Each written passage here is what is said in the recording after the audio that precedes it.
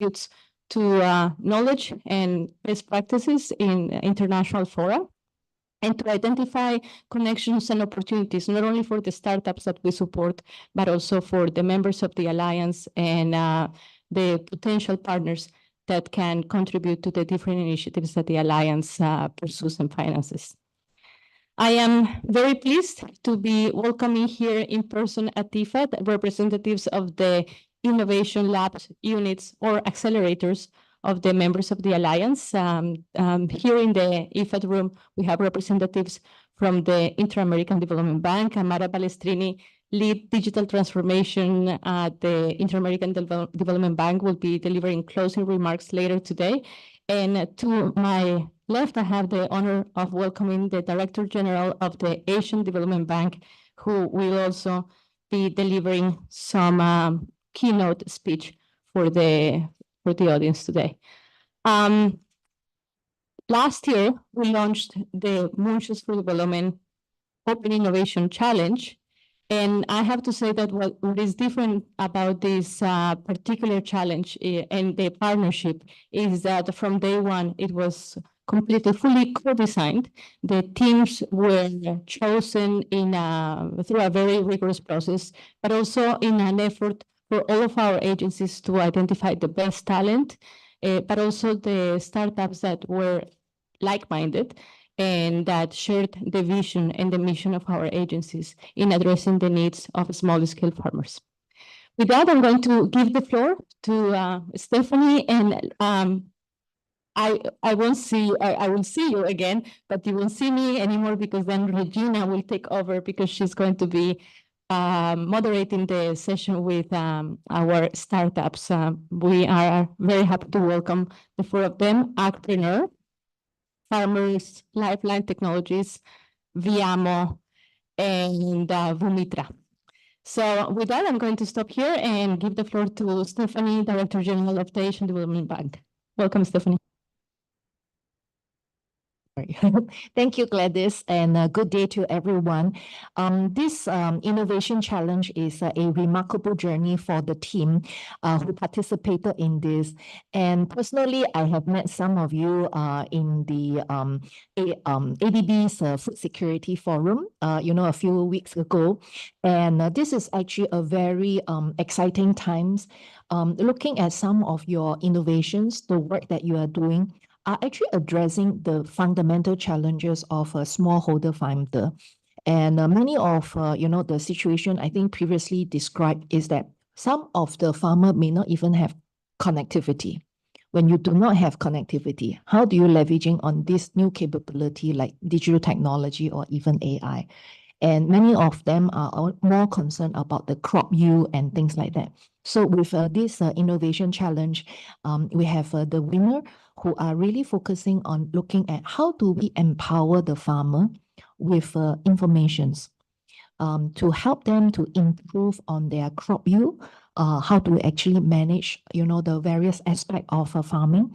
And frankly speaking, I personally feel very empowered looking at some of these young entrepreneurs who actually make access to the AI, access to the technology feasible. So thank you very much for your efforts in participating in the Innovation Challenge. Thank you. Thank you so much, Stephanie. We're going to move on now very quickly to the core of today's event. So I'm going to give now the floor to Regina Smith from the World Food Program Innovation Accelerator. Regina, over to you. Yeah, perfect. Thank you very much. It's such a pleasure to be here and to be the host of now the coming 45 minutes where we have this amazing startup pitching. As we have heard, this is a combination of different partners, international financial institutions, development agencies, UN agencies, research institutes. It's a nice combination of different partners who bring different skills to the table. And particularly, we had 6 partners who were saying, okay, we are going to chip in, we're going to support. This was IFAD, the International Fund for Agricultural Development. It was CGIAR, the Accelerate for Impact platform.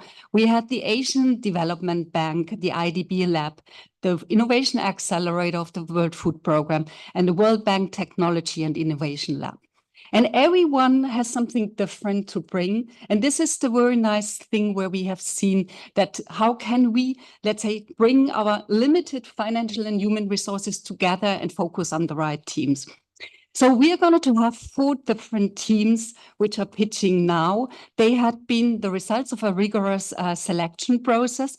And I'm very happy. The first one will be Agpreneur.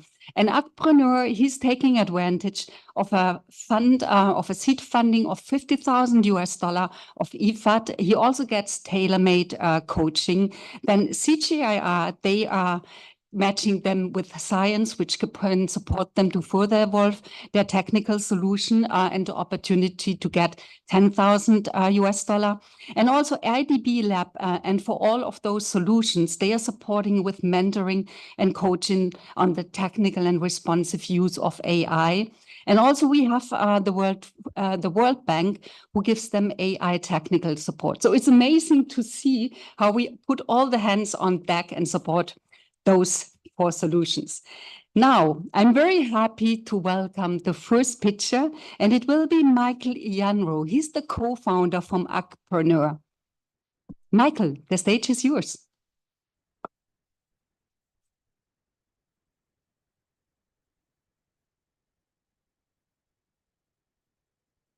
Michael, can you share your screen so you can start? Yeah.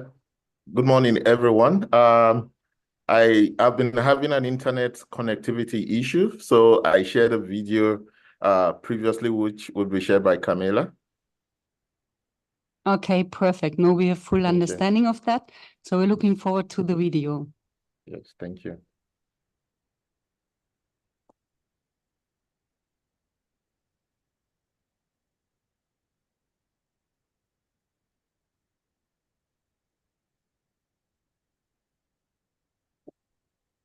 Just let us know if it works from your end, Michael. Sure. Okay. It's loading.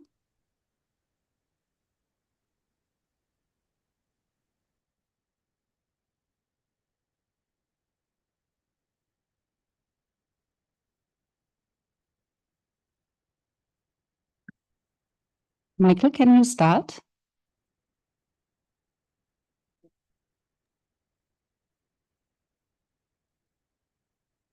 Yeah, sure.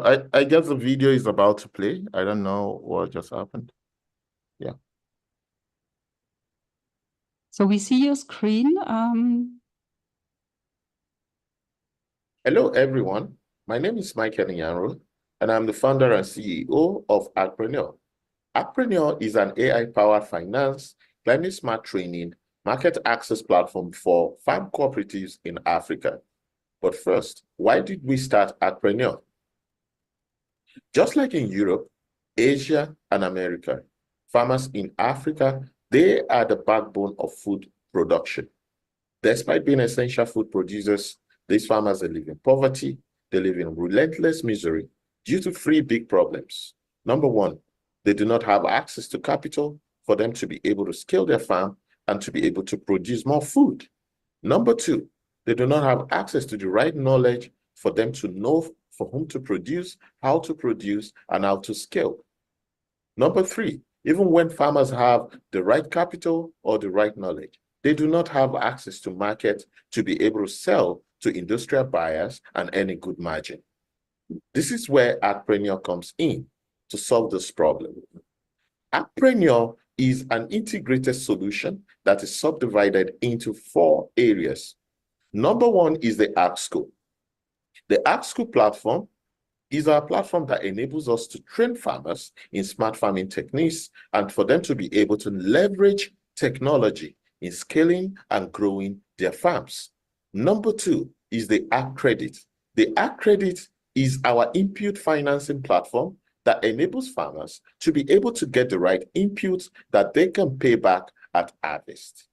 Number 3 is the AgIQ. The AgIQ is our artificial intelligence powered platform that enables farmers to get the right answers to pressing challenges on their farms on demand. Number 4 is the AgTrade, which is our platform that connects farmers to industrial buyers for them to be able to sell their produce and earn a good margin. Over the last few years, we have been able to touch the lives of over 38,000 farmers through the Ag School and our AgIQ platform. We have also been able to disburse over $2.5 million in loans for them to be able to have access to the right inputs. We have also helped these farmers to trade over 40,000 tons of produce for them to be able to earn more on their work. We are so grateful for the opportunity to be part of the winners of the M4D Challenge. This has given us numerous opportunities, such as the right mentorship and the right partnership and connection to industrial experts. With me on this journey are my team members with background in technology, agriculture, marketing, and together we are taking Agpreneur to the next level. I want to invite you today to join us on this journey because it is a journey that we cannot go alone. We are grateful for the support we've gotten from IFAD. We are inviting all partners of IFAD to join us on this journey to take Agpreneur to the next level. Thank you very much. Thank you very much, Michael. This was an amazing start. Now, what I really appreciate here is, I think, this comprehensive approach that you take, where you really leverage technology in order to provide education, finance, but also market access. I think this is really highly appreciated. And just to the audience, if you have any question, we're going to have a Q&A session afterwards. Please use the Q&A button and write your question. But just that we know for which team you're going to pose the question, write the name of the team, Agpreneur in this case, and then we can really dedicate it to the right team. Perfect. Then we are moving to the second startup, and the second startup is Boomitra. Boomitra is supported financially by the Asian Development Bank with $50,000 to pilot in member states, and they also get the technical support from the IDB Lab and the World Bank. And I'm very happy to welcome Anirudh Keni. Anirudh, the stage is yours. Thank you so much, Shareen. Just give me 1 second. Are you able to see my screen? Yes, we are. Perfect. Thank you so much. So yeah, thank you again, IFAD and ADB for inviting us to this, and Gina for that. So yeah, we're Boomitra, and we want to enable carbon farming at scale for farmers and ranchers, especially across the global south. So climate change is here. No, there's no denying that. But the smallholder farmers especially, who have a very low carbon footprint as compared to all of us, they bear the brunt of this. And they spend close to $368 billion of their own money adapting to climate change, right? But why is finance, especially through carbon markets, not able to reach these farmers? That's because small farm size and diverse supply chains have always been excluded from carbon markets. That's because the transparency and the monitoring, reporting, verification, the MRV, has always been a challenge. And measuring soil carbon through traditional means is very, very time consuming and very expensive. So I gave you like the flip side, but if, for example, a proper ecosystem is provided to farmers like Rose, who are supported by the Farm to Market Alliance, she's gone from producing 0.89 tons per acre to 1.8 tons, improving her livelihood, at the same time sequestering 1.2 tons of carbon per acre per year, right? And that's what we're trying to enable here. We're trying to enable farmers like Rose across the 12 countries that we work in right now by providing them access to very, very interesting technology, and of course, by creating inclusive carbon markets. This is a huge opportunity, and this number is only going to increase. Soils are the second biggest sink of carbon as of today, and I believe that we need all markets, voluntary and compliance, to come in to fulfill this demand that exists today. How are we going to get this finance to farmers? So Boomitra partners with organizations like the Farm to Market Alliance, agribusinesses like Yara, or even governments like the government of Mongolia to help the farmers and herders adopt improved land management practices, which leads to an increase in soil carbon stocks, which are measured leveraging our proprietary remote sensing technology. And then, of course, all of this is certified by a UNFCCC certified carbon auditor, creating a tradable commodity, which is the carbon credit. Once these credits are sold to organizations who have net zero targets, the vast majority, in fact, the super majority, is transferred back to the communities that we work with. We leverage very, very interesting technologies which can measure not only carbon, but the nitrogen, phosphorus, potassium, soil moisture, all of which are provided to the farmers and the ranchers and the herders at no cost, right? Enabling a very interesting ecosystem. Partners include Yara and nonprofits and so many others which I cannot name. So technology and partnerships are the two pillars on which our business is based. And it's because of this that we've been able to scale across so many interesting, very, very diverse landscapes. And of course, remove 10 million tons of carbon, 7 million of which have been audited by a UNFCCC certified carbon auditor.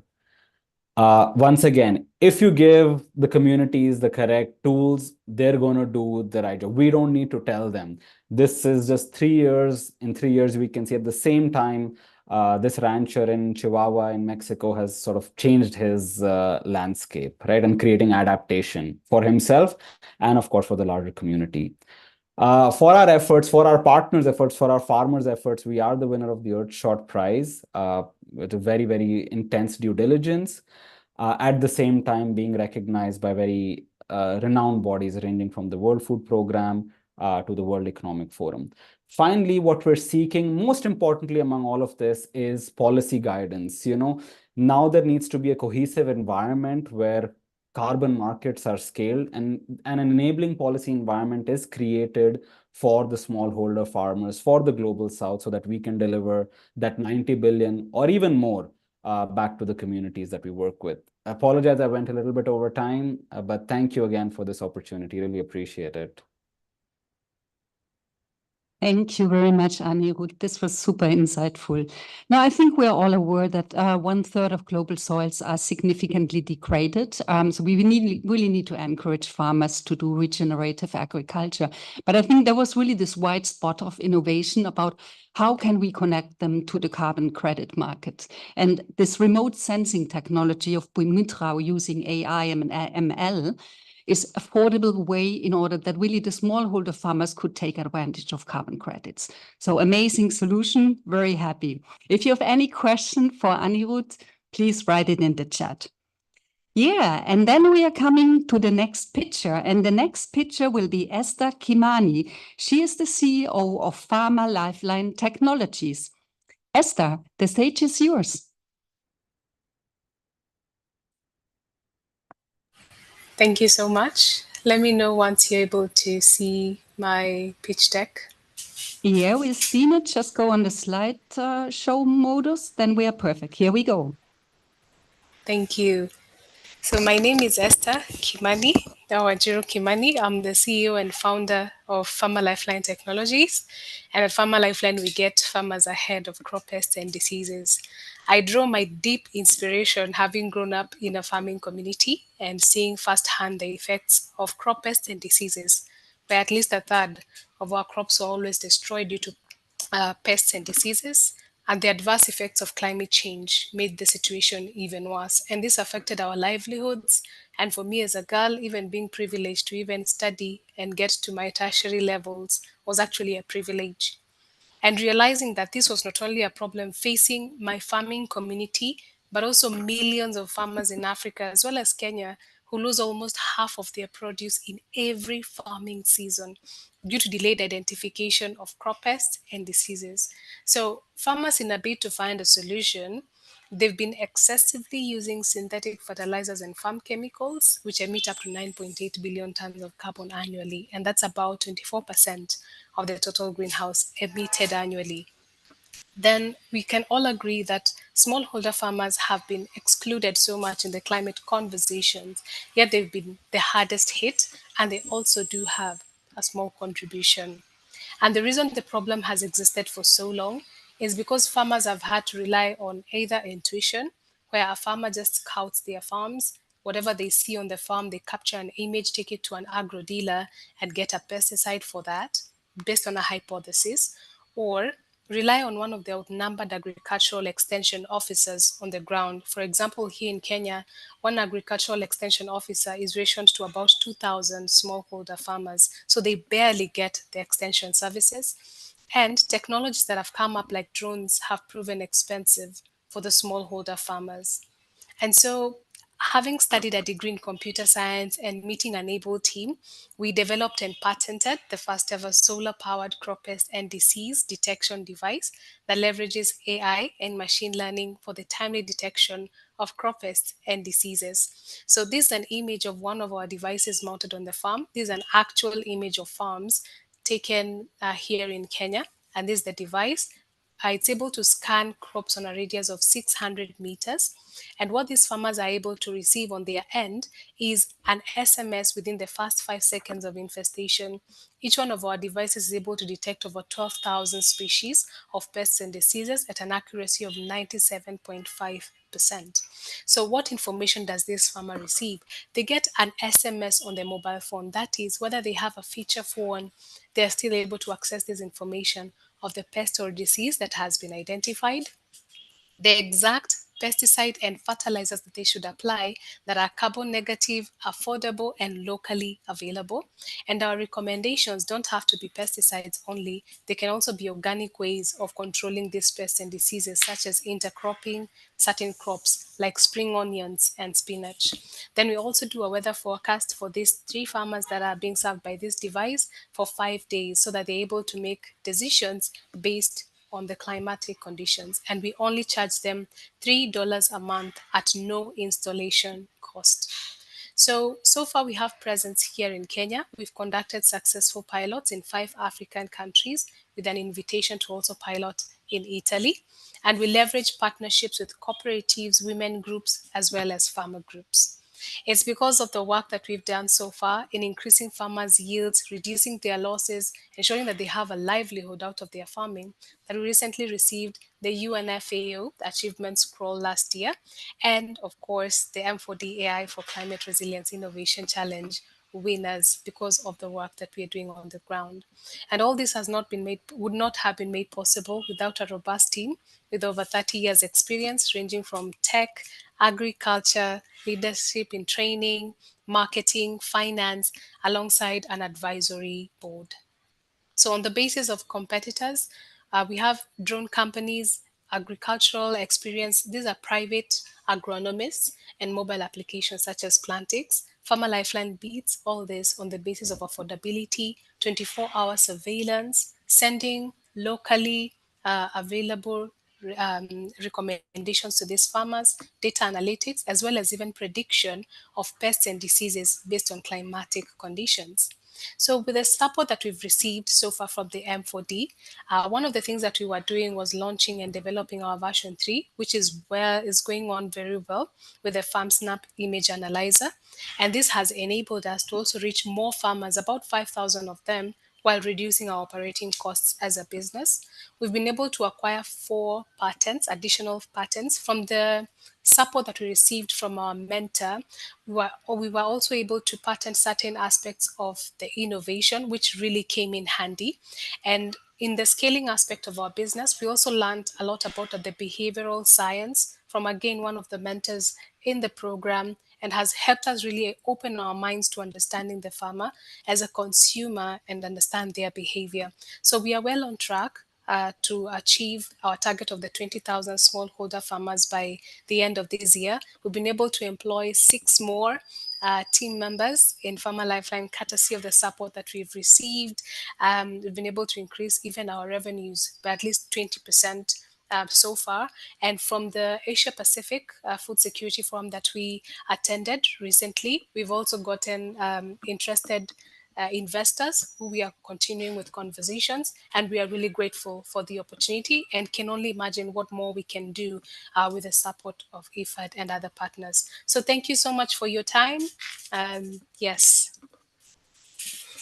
Perfect. Thank you very much, Esther. I think this is a very impactful innovation. I think we are all aware that pests and diseases are one of the biggest threats for smallholder farmers in Africa, but also, let's say, beyond the continent. And to innovate a solar-powered detection service which informs the farmer through the phone, I think is a very strong, powerful innovation.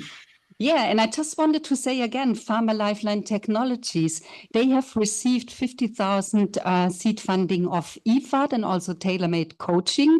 They have the opportunity to work with CGIAR Science and to receive up to $10,000, and IDB Lab and the World Bank are also supporting them. So a great support for an amazing solution. Now we are moving already to the last startup, which is Viamo. And Viamo has also financially been supported by IFAD, also with $50,000 and the tailor-made support. And they are onboarded to the WFP, the World Food Program Sprint Program, where they get 6 months of coaching, and IDB Lab and World Bank are also supporting them. So last but not least, we have Kayan Yousaf, who is the Deputy Director of Strategic Partnerships, who is sharing us what they do. Kayan, the stage is yours. Thank you so much. Good morning and afternoon to everyone. A privilege to be here. We're all connected right now because we have access to information, we have access to internet, and information, and when we need it, is still a privilege globally. Globally, there are almost 3 billion people who are not connected. People such as OC, a farmer in Uganda or Kenya, who can't access information when she needs it or when she requires it. And this is the reality of the landscape right now. Now, Viamo has been working globally to connect people like OC to sources of information through curated IVR-based information, which is organized in a manner where they can press 1 for this, 2 for that, and navigate through a menu. However, recently, what we've done is we have transformed this into a new deployment and a new user experience. Through our voice companion, generative AI, people can call in, dial a number on their regular mobile phones, ask an open-ended question in a local language, and get a customized response, all within 20 to 25 seconds. All of this without the need for the internet or a smartphone. Now, stop and imagine the possibilities for a farmer who generally relies on either extension workers who are too few in their region, or people in their physical proximity who might not have access to credible information. It can be truly transformative because they're asking questions when they need it, dialing a toll-free number, getting the information immediately related to crops, related to best practices, related to what not to do, markets, at the push of a basic mobile phone button. That means all the people that have been excluded, all the people who could not do this before, would be able to in their thematic areas. Now, Viamo, as I said, has worked globally in a number of countries. We have a pilot in Zambia and Nigeria. We have a number of others in Tanzania, Kenya, India, Sudan, where we are scaling this up in a number of languages and for a number of thematic areas. So thematic areas such as education, agriculture, disaster response. We have a voice companion that is trained specifically on that content and is able to respond to questions related to it. We also have the ability to link users to a completely open generative AI engine where they can ask any question and receive any sort of answer, like we've done in Zambia. The technology behind this, and I won't really get into this, is speech to text, natural language understanding, and a pre-trained generative AI large language model, which is able to respond to queries based on what it's been trained on. And then the response comes in text to speech. Time is short, so I can't really go through a demo, but I would encourage all of you to search for us online and hear more about how we are doing this. But where I want to really end is, this was Viamo's global reach in 2023. So we reached 24 million users globally through our IVR work, which is curated information. And they consumed 114 million messages in partnership with our partners. Now imagine when we open up our voice companion, like we're doing, scaling it up in almost every country where we have a telecom agreement and an MNO agreement. So it's open to users, free for users. Imagine the flexibility, the transformative power when they can ask a question without needing the internet, without needing a smartphone at all. That is what we are doing. That is what we're scaling up. And we thank IFAD and all of our partners in helping us achieve that goal. Thank you very much. Grazie. Perfect. Thank you very much, Kayan. This was also very impressive. Now, I mean, most of us have faced this problem. I mean, how can we get access to hard-to-reach communities in real time? So to know that there's a platform which has direct, immediate access, it can open the conversations to millions of people. So I think that's really amazing. Yeah, these were the 4 different pitches. Now we have the opportunity to ask questions. So please write in the Q&A function if you have any question to one of the teams. Name the team that we can see for whom the question is dedicated to. So I would like now to ask, can we share the screen with the questions? Then we can move to the Q&A. Okay, perfect. I see the first one. Thank you all the teams that have pitched so far. These are very interesting. Could you please explain what are your revenue models are and how you manage data that is collected through your technology? Let's start with that one. Let's start with the first one. Michael from Agpreneur. Can you tell us what is the revenue model that you have and how you manage the data that is collected through your technology? Yeah, thank you very much. So as you can see, we have an integrated approach. Basically from all of our solutions, we currently make money via 2 channels, which is the Accredit and also the Actrade. So our revenue model is commission-based, both for Accredit and Actrade, while ArcSchool and AgIQ is free for our users, basically. So, and we've always been responsible for the kind of information that we take from our farmers and how we use those information through, co-creation. We've always ensured that we carry our farmers along. We ensure that any information they don't want to share, they are free to let us delete them. So we manage information through an open-ended approach for everyone to be able to know what is going on. Thank you. Okay, perfect, Michael. I think the second question goes in the same line. So there's really an interest about sustainable business models. I mean, let's make the round. Boomitra, same question to you. I mean, how are you setting up a solid revenue model in order to make it financially sustainable, that you survive, let's say, the value of the grant that you just received? Thank you so much, Gina, for that. And thank you so much for the question. So Boomitra actually started off as conservator technologies, where we were selling software as a service, the NPK and other stuff to farmers. But we realized that farmers have very limited ability to pay. And we decided to flip the ecosystem, right? So right now we charge, let's say, the Ericssons, the Novartises of the world to help them achieve their net zero targets, and then transfer the super majority, let's say 70 to 80% of the value back to the communities that we work with, right? Of the value, not the profits. Of the value is transferred back to the communities, and we keep the smallest percentage. And of course, everything that we are providing, all the data insights, the carbon finance, the auditing which is done, all of that is taken care by us. So basically, once a farmer comes on board with us, they don't have to pay anything to leverage the capacity building and the data science services that we provide. Even before there was scrutiny on the carbon markets, and we gladly welcome it, we have been a strong proponent of FPIC, the free prior informed consent.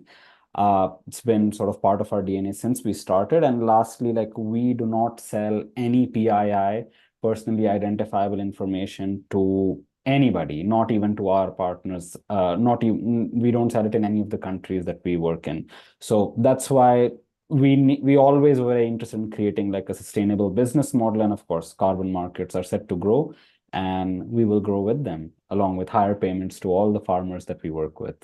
Yeah, thank you. Okay, Anirudh, that's interesting. No, I mean, Esther, I mean, I'm asking you the same question, because I think what I'm also seeing with the portfolio of innovations that we have at the World Food Programme, if they really want to survive on a medium term, that's the most critical topic. How can we build solid financial business model? So what is your answer on that topic? And it's indeed a good question. And for me, I'd like to approach it first on why we charge $3 a month on a leasing basis. So first is that we also did our market research on the smallholder farmer and their willingness to pay and how much they would be willing. Then looking at what other options farmers had at that point. One is an agricultural extension officer who they barely meet in a whole year. Then we have the private agronomists who take samples to labs. They actually charge $60 for every test to detect any pest or disease. Then we have now the drones that charge $100 per hour to fly over their farms. So we charge a leasing fee of only $3 and we break even for every device at the 7th month. With the FarmSnap image analyzer that I mentioned that we are developing, it's a feature that will enable us serve more farmers per device without necessarily having to assemble so many devices for us to serve these farmers, because this device will have a camera radius of 1,500, that's about 1.5 kilometers. It will be able to serve almost 20 farmers per device and also accommodate other farmers within 100 kilometers radius, pinning images to this device. So for sustainability, we're looking at the FarmSnap point of view, and also from the mentorship that we received and the coaching is also licensing the software that we have, so that beyond the Kenyan borders, we now have Farmer Lifeline having a licensed software that any farmer can now plug in from whatever country they are, purchase their cameras, but pay us maybe an annual fee, or based on how long they're going to be using the software, and that will encourage the sustainability of Farmer Lifeline also as a business beyond the grant period that we have with M4D. Then we've received support from CGIAR on data. We realize that Farmer Lifeline is collecting a lot of data, farm data, and I'm glad that Anitur mentioned that we are careful with the personally identifiable information. The same as here in Kenya, we have a Data Protection Act. We ensure that we protect farmers' data and we do not share it with any third party. So with CGIAR, they're going to help us also informing our revenue model around the insights we're able to draw from the data, and also protect the producer of this data, who is the farmer on the other side. Okay, thanks a lot for the response. Kayan, I would like to move to the new questions popping up. So I would like to move to the third question. What is your strategy to scale? Have you developed a roadmap and what do you need to support it? Thank you so much. Yes, we have a very clear strategy to scale. We already have curated IVR-based pre-recorded content in collaboration with partners such as UNICEF, USAID, FCDO, and other UN agencies in all of our platforms in 18 countries. We are slowly rolling out the Voice Companion, our generative AI solution in each of those countries, wherever there are language understanding capabilities. That also answers the next question. Our major challenge right now is which languages can be understood by the NLU, and otherwise that is one of the major reasons. But what we are looking to do is democratizing information in a way that users not only access the curated information, but they call and use this as a digital public good, where they can call in, ask a question related to any subject or to the specific subjects that we are training it on. So literally the growth strategy is embedded within each of these objectives, where the business to business model is supporting the generative AI work, and that is driving traffic towards our platforms where we already have substantial people signing in. Thank you. Okay, thanks a lot. I'm seeing that another question. What do you foresee as the main challenges you will be facing in the medium and the long term? Michael, what is your answer to this question? Yeah, so basically for us in our own area is actually around continuous partnership. So we've been trying to, initially we were working with individual farmers, but we switched our model to working with farm cooperatives, and that has really been working for us, but we just want to continuously, roll out our solution through these farm cooperatives. But one of the major barriers, again, that we've had is issue of language, which we've been trying to see how we can roll out our solution also in local language such as Yoruba, Hausa, and the Igbo language. There are 3 major languages that we have in Nigeria. Then the next is actually around funding. So our goal right now is to actually raise a pre-seed round to enable us to better scale our technology and our solution overall, and to support our farmers and scale not just in Nigeria but across Africa. Yeah. Okay, perfect. There's a very interesting question about the rural use. And I would say, Kayan, perhaps you are a good one to answer that one. So what incentives are most effective in motivating young farmers to adopt these technologies? So yes, I think one of the major things is trialability, and that's what we work on. Explaining even the innovation over here, some of you might, I'm sure all of you understand it, but really when you dial a number and ask a question, that is where the magic begins, right? And we feel trialability is so important. Throughout the countries where we are working, especially with farmers or teachers in low and middle income countries, what we try and do is encourage them to make that first call and ask that first question, whether it's through community groups, whether it's through promotion on our existing platform, or prompting people who are regularly receiving messages from our platforms to say, would you like to try this? That is one of the major ways to increase this. And what we've noticed, what is very encouraging, once they ask one question, for example, in Zambia, we've had around, I think, 20,000 people asking a question. And the number of questions asked are 125,000. So imagine how many questions have been asked. Another very encouraging point is women at an average have asked 4.9 questions versus 3.9 questions being asked by men. So a lot more gender responsiveness. I'll hand it over to, I think Esther has raised her hand. Esther, I'm seeing you have your hand raised. I'm sure your solution also works a lot with the youth. Yeah, correct. One of the incentives that I've also found that engages the youth a lot is employment. And what we've adopted as Farmer Lifeline is identifying community champions. So that's one form of employment. We realize that rural farmers have these groups and they have community champions who speak out the challenges or tell them of opportunities that they have. And most of the time, they are youth. So we pick out those and we pay them a commission based on the trainings that they've done. Not only that, we have trainer of trainers on the ground. So those are like our ears on the ground, even after we've done the training. They provide any support that farmers have, any questions that they have regarding the technology. And these all form around the employment equation of these rural youth. So that's an incentive that we found also working for us. When we do the capacity building, we ensure that at least 80% of those that we are training are also the youth, because we realize that at least 80% of consumers of technology are the youth. So by engaging them in that direction, it's also encouraging them towards adopting agriculture, and that's a sustainable way of ensuring that even information regarding technology in the rural areas is still there, even beyond Farmer Lifeline. Yeah. Okay, perfect. So thanks a lot. So we are sitting here in the room. There are many of the partners of the Moonshots for Development Alliance, and we're really asking ourselves, I mean, what had been the biggest benefit for you of this Open Innovation Challenge? So let's make a quick round to all of you. If you would be the 2 things where you say, okay, that had been the biggest benefit. So this is like a mini user research we are doing. Let's start with Anirudh. Thank you, Regina. I mean, the benefits are far. Of course, we appreciate any financing that comes through, but I think the larger benefit has been in getting to engage with these multilateral organizations, because you are at the forefront of leading this change, right? So for us to be on the inside and have some perspective of how we can either layer or work together into your programs, I think has been very, very beneficial personally for us. Yeah, I'll stop there.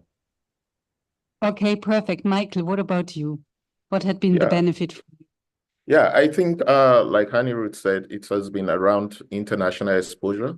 the exposure that we've been able to get, and the fact that we can associate our solution with IFAD, World Bank, and all of these organizations together, it gave us that, that validity and, to be able to go out there and speak with confidence. So I think, so that is, for me, is the takeaway from this program. And I just want to urge all the partners to continuously be on this program, to support us, to help us grow and help us scale as we move across the continents. Thank you. Okay, great. Kayan, what about you? I think one of the most rewarding things and of such a, especially when you have a cohort like we do sort of right now, is the learning that we get. Absolutely finding out about Boomitra, about Agpreneur, about all of the people here and learning from them. There is just so much going on, and also engaging with the offices in ADB, in IFAD, and today with all of the people in Rome. Just after the last event that we participated in Manila and remotely, I've had 2 follow-up conversations with people from ADB, from IFAD, trying to find out how we can help out. So I think this cross-learning and pollination of ideas is absolutely remarkable. Last but not least, Esther, what about you? My key takeaways actually from this program would be mentorship and the funding. The mentorship, because we've been able to tap into a technology that we didn't even know would reach as many farmers, but with the hand-holding that we received with our experts, even on behavioral science, we've been able to tap into a new market.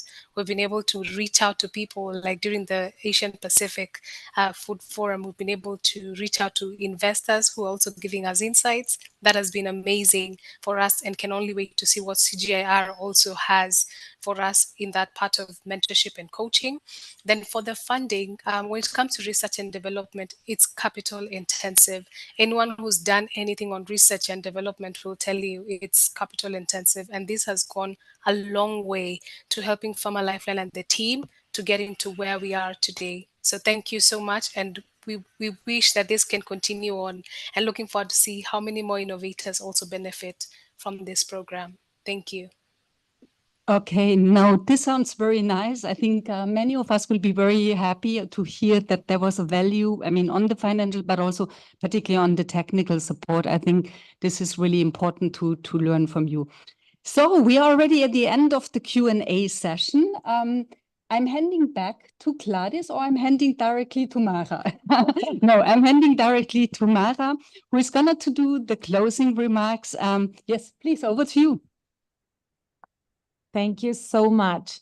It was really great to see these entrepreneurs again, being able to present once again their great innovations. I want to celebrate the winners and the finalists because they really show how innovation and harnessing the potential of technology can really solve very different problems of one same group of beneficiaries. We've been seeing how, you can use AI, IoT, machine learning, data to address things related to pests in the field, to carbon markets, communications, and so on. And this is really the great thing about innovation. However, we know that the technology alone and the innovation alone is not what's actually going to make the solutions work. We have learned from these entrepreneurs about their business models, and they are also using innovation to make their ventures sustainable and scalable. And for us, this is also a huge learning, because it demonstrates that also you can apply creativity and that to make your venture sustainable, and other regions facing similar problems and being interested in deploying similar technologies can learn from these business models to make their ventures more sustainable, which in the end is what's really going to bring impact in the long run. Finally, I wanted to celebrate the opportunity that we had to go with Moonshots for the development beyond funding alone. We believe this alliance has a certain additionality as we have just seen from the testimonies of the entrepreneurs, because we can do so much more than just funding. We can actually help them create connections among them, among other entrepreneurs in different regions that may be maybe innovating in the same area and domain. And we have also provided opportunities for them to have international visibility in fora such as the Asian Pacific Food Security Forum in Manila. Also, through the IDB Lab, these solutions have been exposed to other regions such as Latin America and the Caribbean. And this is really where our potential lies as a collective coming together in an alliance to bring what we have and what we do and what we know and our connections and be able to create these opportunities for entrepreneurs like you that are really trying to change and to address problems. And finally, because of you, we have been able to test our advisory services. We are also interested in supporting entrepreneurs through sharing the knowledge that we have, but in a much more structured way, providing advisory services in terms of business models, advisory services in terms of behavioral economics, and the responsible use of technology. We at IDB Lab, as part of the FAIR LAC initiative for the responsible adoption of artificial intelligence, have appreciated the opportunity to work with Boomitra, Peace Crop, and Farmers Lifeline, providing coaching and them being the first beta users of our S3 tool for risks associated with the use of artificial intelligence. Through these interactions, through this program, which was our first challenge within the Moonshots for Development, we have learned from you, we have learned from the experience, and we very much look forward to seeing you succeed in the market in any future endeavors that you take on, and to us as an alliance being able to repeat this in other occasions to address other challenges, and also through your experience support other entrepreneurs and getting better as we do it. So thank you so much. It's been an honor to provide the closing remarks, and I appreciate you sharing all your successes with us again.